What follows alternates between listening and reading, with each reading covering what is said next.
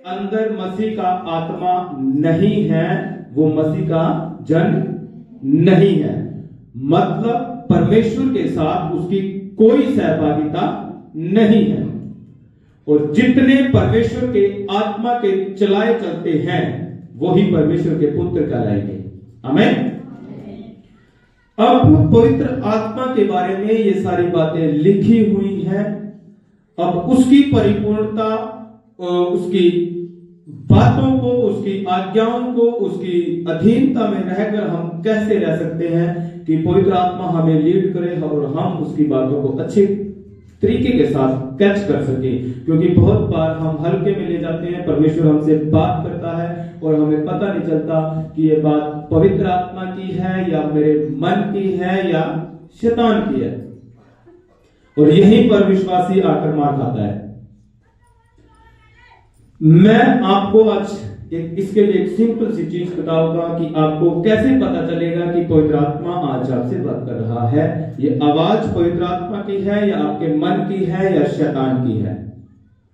First of all, जब भी पवित्र आत्मा आपसे बात करेगा, जब भी परमेश्वर परम प्रधान आपसे बात करेगा या परमेश्वर का कोई मैसेज अपने दासों के द्वारा आपके लिए होगा, तो फर्स्ट ऑफ ऑल सबसे पहले उसको परमेश्वर के वचन के साथ कंपेयर करें कि ये बातें जो ये हो रही है या मेरे मन में आई है, क्या अकॉर्डिंग टू लॉ परमेश्वर के वचन के अनुसार ये सच है या ठीक है, गलत है या सही है।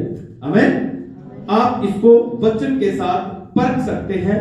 पवित्र आत्मा जब भी आपसे बात करेगा वह कभी भी वचन से बाहर आपसे बात नहीं करेगा। परमेश्वर अपने वायदों का, नियमों का, कानून का, लॉ का पक्का परमेश्वर है। आमीन। अब पवित्र आत्मा की परिपूर्णता में आज मैं बात करूंगा, पवित्र आत्मा की परिपूर्णता के बारे में कि कैसे हम पवित्र आत्मा से परिपूर्ण होकर अपने जीवन को व्यतीत कर सकते हैं। आपके अंदर क्या साइन होगा कि आप पवित्र आत्मा से नहीं भर पा रहे हैं या आपके अंदर पवित्र आत्मा की परिपूर्णता है या नहीं है। सुने, मैं स्टडी करूंगा इफिसियों की पुस्तक, उसका 5 अध्याय, उसका 18। यहां पर लिखा है, दाखरस से मतवाले न बनो क्योंकि इससे लुचपन होता है, पर आत्मा से परिपूर्ण होते जाओ। आमीन। अब जब आप लिखा है अगर तुम दाखरस पियोगे, मतलब वो दाखरस जो आप अपने अंदर लेंगे वो क्या करेगा, अपना रंग दिखाएगा। और रंग दिखाने का मतलब आप देखें, जब एक शराबी के अंदर शराब जाती है तो वो सेम नहीं रहता, उसकी हरकतें, उसके बोलचाल, उसके शब्द, उसकी आवाज सब बदल जाता है। एंड सेकंड लिखा है, बल्कि आत्मा से परिपूर्ण होते जाओ, परमेश्वर के आत्मा से परिपूर्ण हो जाओ। जब पवित्र आत्मा आपके अंदर आएगा, पवित्र आत्मा अपना रंग दिखाएगा। पवित्र आत्मा से जब आप परिपूर्ण होंगे, आपके अंदर से परमेश्वर की बातें निकलेंगी।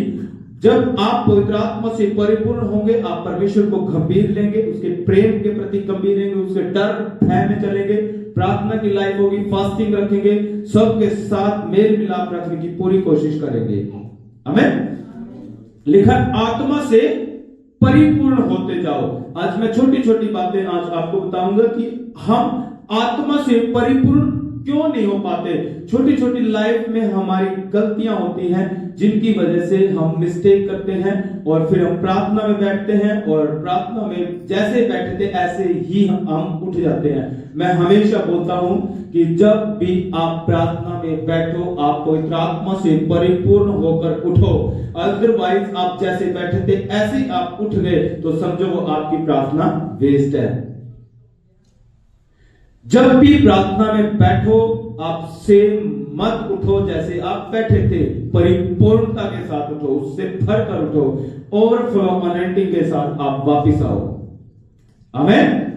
अब कैसे होगा, मैं एक इसके साथ वचन पढ़ूंगा, कुछ बातें मैं आपको बताऊंगा कि जहां पर हम गलतियां करते हैं। फर्स्ट ऑफ ऑल, एक रास्ता है पवित्र आत्मा से परिपूर्ण होने का। मैं वो रास्ते बताऊंगा, वो स्टेप बताऊंगा, वो गलतियां बताऊंगा जो हम लाइफ में करते हैं और जिनकी वजह से हमारे अंदर परमेश्वर की परिपूर्णता और पवित्र आत्मा की परिपूर्णता नहीं आ पाती। फर्स्ट ऑफ ऑल, आपके पास बाइबल है, परमेश्वर का जीवता वचन है। आपको वचन को डे बाय डे खाना है। आपको सिर्फ बाइबल पढ़नी नहीं है। जब आप परमेश्वर के वचनों को पढ़ेंगे और उनके ऊपर आप जब मनन करना शुरू करेंगे, उनके ऊपर चित्त लगाएंगे, आप समझें कि आप पवित्र आत्मा से परिपूर्ण व्यक्ति हैं। मैं हमेशा ये बात बोलता रहता हूं कि जब आप बाइबल पढ़ते हैं और जब आप बाइबल पढ़ के ऐसे ही उठ जाते हैं और आप उनके ऊपर उसके बाद आप भूल जाते हैं, आप उनके ऊपर मनन नहीं करेंगे, तो समझो ये बाइबल आपके लिए सिर्फ एक काले शब्द है लिखे हुए शाही के साथ। जब तक आप इनके ऊपर मनन नहीं करेंगे, वचनों के ऊपर आपको मनन करना है। पढ़ लिया, आप उनके ऊपर चित्त लगाए। यहाँ पे परमेश्वर क्या बात करना चाहता है? यहाँ क्या आज परमेश्वर ने मुझसे बात की है? क्या आज का वचन मेरे लिए था? हाँ, परमेश्वर ने यहाँ पे वहां के लोगों के साथ कैसे बात की? अच्छा, उन लोगों ने ये गलती कर दी थी, हाँ ठीक है, हमने ये गलती नहीं करनी है। ऐसे ऐसे करके आप मनन करें और परमेश्वर को बोले, परमेश्वर आपका ये वचन जो आपके मुख से निकला मेरी लाइफ में पूरा हो। आमीन। फर्स्ट ऑफ ऑल, वचन को जब भी पढ़ें आप उसके ऊपर मनन करें, उसके ऊपर चित्त लगाएं। लिखा है, धन्य है वे जो धार्मिकता के भूखे और प्यासे हैं, क्योंकि वे तृप्त किए जाएंगे। आप वचनों के प्रति, परमेश्वर के प्रति अपनी भूख और प्यास को दिखाएंगे तो परमेश्वर आपको तृप्त करेगा। और सेकंड मैं पढ़ूंगा पहला पत्रस, फर्स्ट पत्रस उसकी 4 उसकी 11। मैं यहां पे जुबान के बारे में बात करूंगा। आज हमारी जीभ के ऊपर बात करूंगा। ये जीभ एक ऐसी चीज है जो पवित्र आत्मा के साथ हमारा कनेक्शन तोड़ देती है और हार्डली मैक्सिमम 99% विश्वासी जो आत्मा से परिपूर्ण नहीं है, सिर्फ जुबान की वजह से ही वो इस कंडीशन में है। वो पवित्र आत्मा से नहीं भर पाते, सिर्फ जुबान की वजह से। पहले पत्रस 4:11 में यहां पे लिखा है, यदि कोई बोले तो ऐसे बोले मानो परमेश्वर का वचन आपके मुख से निकल गया। अब चेक करें, क्या आप जब भी आप जुबान से बोले पहले शब्दों को तोलें, उनको चेक करें कि जो मैं बोलूंगा परमेश्वर को भाने वाला शब्द है या नहीं है, परमेश्वर के वचन के अकॉर्डिंग है या नहीं है। जिसके साथ बात कर रहा हूं, जिसके लिए बोल रहा हूं, क्या ये उसकी भलाई के लिए है या नहीं है, मेरी भलाई के लिए है या नहीं है, कहीं ये शैतान के लिए तो नहीं, कहीं ये शैतान का काम तो ना हो जाए, क्या इस बातों से परमेश्वर नाराज ना हो जाए। जब आप तोल के शब्दों को अपनी जुबान में से परमेश्वर का भय खा के बोलेंगे तो आप पवित्र आत्मा से परिपूर्ण होते जाएंगे। अदरवाइज आप ऐसा नहीं करेंगे तो पवित्र आत्मा की परिपूर्णता कभी भी आपके अंदर नहीं आएगी, अगर आपकी जुबान आपके कंट्रोल में नहीं है। हमें यहां पे लिखा है 3 उसकी 10 में लिखा है, क्योंकि जो कोई जीवन की इच्छा रखता है, सब बातों का निचोड़ जुबान के ऊपर, जो कोई जीवन की इच्छा रखता है। आप सब अगर जीवन चाहते हैं, अगर आप अनंत जीवन चाहते हैं, अगर आप एक अच्छा जीवन व्यतीत करना चाहते हैं, लिखा है और अच्छे दिन देखना चाहता है, जो कोई जीवन की इच्छा रखता है और अच्छे दिन देखना चाहता है, वह अपनी जीभ को बुराई से और अपने होठों को छल की बातें करने से रोके रहे। हाँ, आपकी जुबान, आपके अंगीकार, आपकी लाइफ उनके हाथों में है। जैसा आप बोलेंगे वैसा ही आपके लिए आने वाले टाइम में होगा। आप लोगों के साथ उसी एक्शन में बात करें जो आप अपने साथ होता हुआ देखना चाहते हैं। जीभ से भलाई के शब्द निकले, आपके प्रैक्टिकल लाइफ से भलाई के शब्द निकले। यहाँ पे लिखा, सब के सब एक मन और कृपया में, भाईचारे की प्रीति रखने वाले, करुणा में और नम्र, बुराई के बदले आपने बुराई नहीं करनी है, गाली के बदले गाली नहीं देनी है। 3:8 में लिखा, और इसके विपरीत आशीष ही दें। आपकी जुबान के शब्द आशीषित होने चाहिए, आपकी बातों में आशीष निकलनी चाहिए। आपसे अगर कोई मिले वो बंदा आशीष पाए, यीशु को जाने, यीशु के जैसा चलने के लिए मजबूर हो, ये बातें आपके अंदर से निकलनी चाहिए। आमीन। जब कब होगा? जब आपकी जुबान के ऊपर कंट्रोल होगा, जीभ के ऊपर कंट्रोल होगा। आप मुंह से शब्द नहीं, आप मुंह से गाली निकाल रहे हैं, आप भूल जाएं कि आप जीवन की इच्छा रखना चाहते हैं। लिखा है यहाँ पे, यदि कोई जीवन की इच्छा रखना चाहता है और अच्छे दिन, अपने आने वाले टाइम जो आपका रहता है, आप अच्छे दिन देखना चाहते हैं, तो आप अपनी जुबान को क्या करें? कंट्रोल में रखें।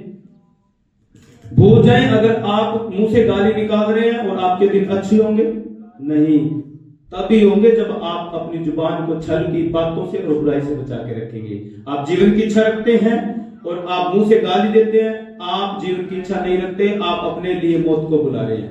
इसका उल्टा यही होगा, जब आप गाली देंगे तो समझो आप जीवन की इच्छा नहीं, आप मृत्यु की इच्छा रखने वाले हैं। आप गाली दे रहे हैं, आप अपने लिए अच्छे दिन नहीं, आप अपने लिए बुरे दिन आने के लिए रास्ता तैयार कर रहे हैं। आमीन, हालेलुया।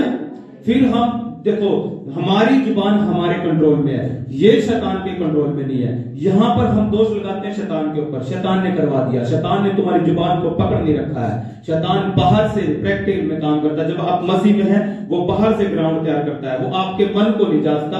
और जब आपकी जुबान पे जो शब्द होते हैं, वो मन में से एकदम फायर होते हैं, एकदम आउट होते हैं, वहां पे शैतान का, वो आपने अपनी जुबान पर कंट्रोल करना है। और जब आप अच्छे दिन देखना चाहते हैं और आप जीवन की इच्छा अगर आप रखते हैं, तो अपनी जुबान से सिर्फ भलाई करें, भलाई की बातें निकालें और भलाई के शब्द करें, तो आप आत्मा से परिपूर्ण होते जाएंगे जब आपकी जुबान आपके कंट्रोल में होगी। आमीन, हालेलुया। इसके साथ मैं एक वचन पढ़ूंगा, बहुत ही जबरदस्त। यूहन्ना की पुस्तक, उसका 8 अध्याय 42 से मैं यहां पे पढ़ूंगा। यहां पे लिखा है, यीशु ने उनसे कहा, यदि परमेश्वर तुम्हारा पिता होता तो तुम मुझसे प्रेम रखते, क्योंकि मैं परमेश्वर की ओर से आया हूं। मैं आपसे नहीं आया, परंतु उसी ने मुझे भेजा है। यहां पे प्रभु यीशु मसीह अपने आप को इंट्रोड्यूस कर रहा है कि मैं परमेश्वर की ओर से आया हूं। तुम मेरी बात क्यों नहीं समझते? इसलिए कि तुम मेरा वचन नहीं सुनते। तुम अपने पिता शैतान से हो और अपने पिता की लालसाओं को पूरा करना चाहते हो। वह तो आरंभ से हत्यारा है और सत्य पर स्थिर न रहा, क्योंकि सत्य उसमें है ही नहीं। जब वह झूठ बोलता है तो अपने स्वभाव ही से बोलता है, परंतु वह झूठा है, वरन झूठ का पिता है। आमीन, हालेलुया। अब यहां पे 2 कैरेक्टर है, एक परमेश्वर का और एक शैतान का। लिखा है, परमेश्वर का अपना स्वभाव है पवित्र, सत्य, और शैतान का अपना स्वभाव है झूठा, सत्य पे ना स्थिर रहने वाला। अब देखिए, आप अगर सत्य बोलते हैं और आप झूठ नहीं बोलते हैं, तो आपका अंगीकार दिखाता है कि हम परमेश्वर के हैं और परमेश्वर हमें बचाने वाला, हमारा उद्धार करता यीशु है। हम इसलिए झूठ नहीं बोलते कि हम यहोवा परमेश्वर के हैं, क्योंकि हमारा परमेश्वर पवित्र है, वो झूठा परमेश्वर नहीं है, वो सत्य पे स्थिर रहने वाला परमेश्वर है। आमीन। परमेश्वर का मार्ग, सत्य और जीवन मैं हूं। लेकिन अगर आप झूठ बोलते हैं, तो ये झूठ बोलना स्वभाव किसका है? झूठ बोलना स्वभाव शैतान का है। अगर आप अपनी जुबान से झूठ बोलते हैं और झूठ बोल के आप ये अंगीकार करते हैं कि मैं पिता शैतान की ओर से हूं, क्योंकि झूठ बोलना स्वभाव परमेश्वर का नहीं है, शैतान का स्वभाव है।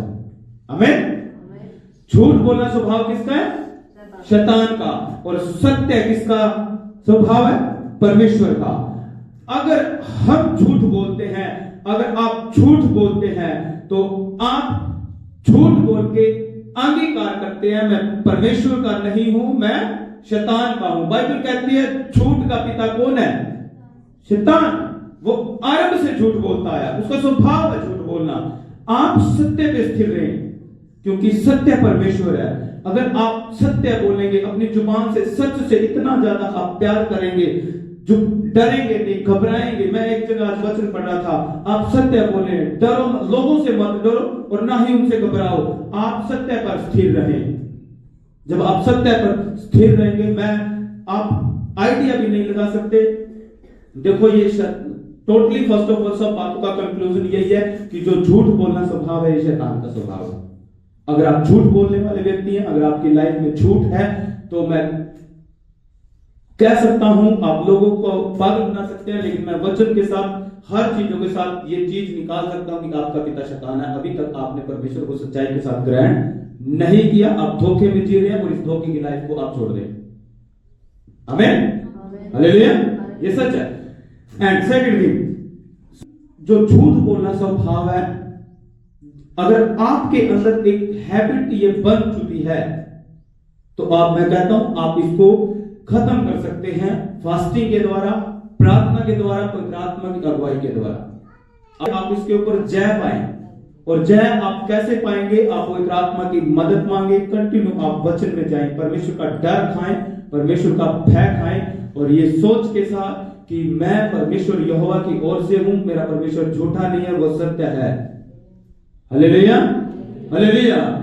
और आप आइडिया भी लगा सकते इस बात का कि आपका एक झूठ हो सकता है, आप कुछ टाइम के लिए सेटिस्फैक्शन पा सकते हैं झूठ बोल के, लेकिन आने वाले टाइम में बाइबल बताती है आप अपने लाइफ के लिए प्रॉब्लम खड़ी करते हैं।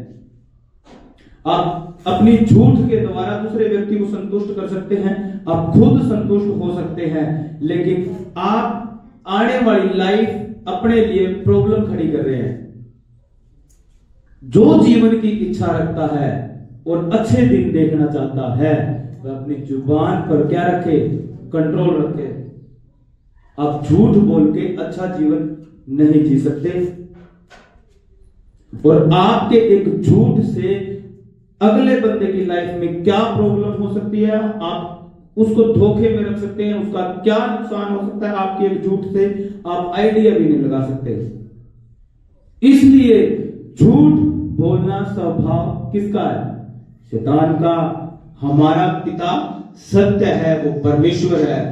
आप झूठ, अगर आप जानते भी हैं कि झूठ का पिता शैतान है, और फिर भी आप झूठ बोलते हैं, तो मैं कहता हूं आप अंगीकार झूठ बोल के ये नहीं करते कि हम परमेश्वर यहोवा के हैं। मेरा परमेश्वर सच्चा है, वो सत्य पर स्थिर रहने वाला परमेश्वर है, वो कभी न टलने वाला परमेश्वर है। अगर झूठ बोलते हो तो तुम क्या हो?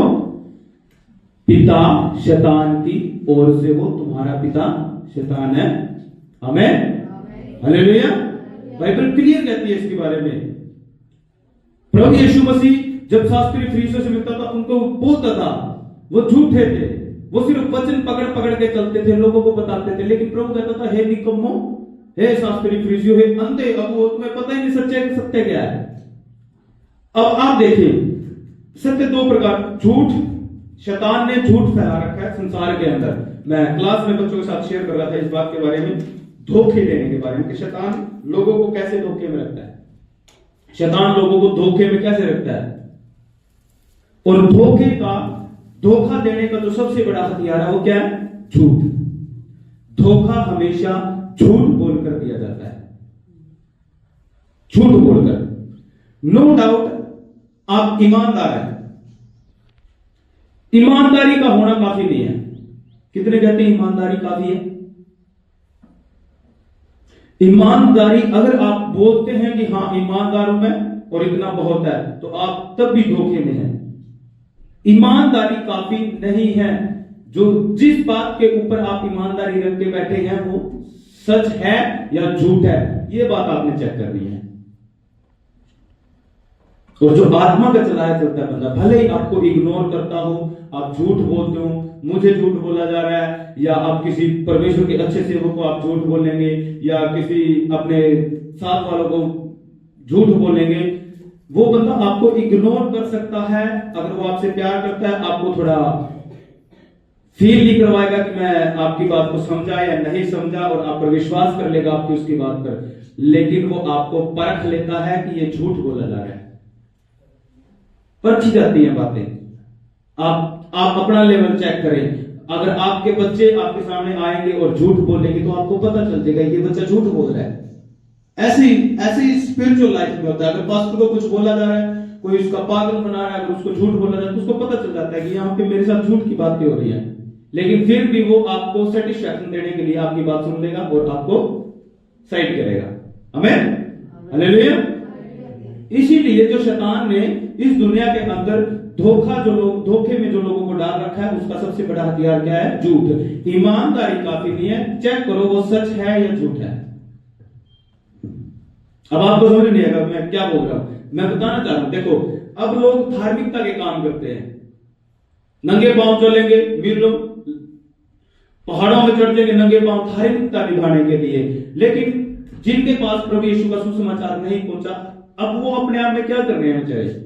अब उनको सत्य नहीं पता कि यीशु प्रभु है, यीशु कोई है हमारे लिए, आया मारा गया, काटा गया, जी उठा। लोगों को शैतान ने फर्स्ट ऑफ ऑल धार्मिकता के एक जाल में फंसाया हुआ है। लेकिन वो नंगे पांव चल रहे हैं, पहाड़ों पे चढ़ रहे हैं, अपने आप को नुकसान पहुंचा रहे हैं, लेकिन अपने आप में वो क्या है? ईमानदार है। वो बेचारे ईमानदार है अपने आप में कि हम ये चीज कर रहे हैं कि ताकि हमारे लिए अच्छा हो।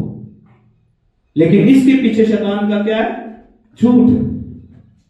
ईमानदार तो वो है अपने काम में, लेकिन वो जो कर रहे हैं वो झूठ है, उसका कोई फायदा नहीं है, वो सत्य नहीं है। वो शैतान ने उनको धोखे में डाल दिया।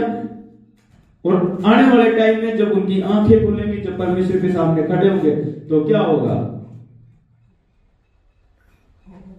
हैरान हो जाएंगे बेचारे कि शैतान ने हमें कहां फंसा के रखा, कहां धोखे में रखा। आमीन, हालेलुया।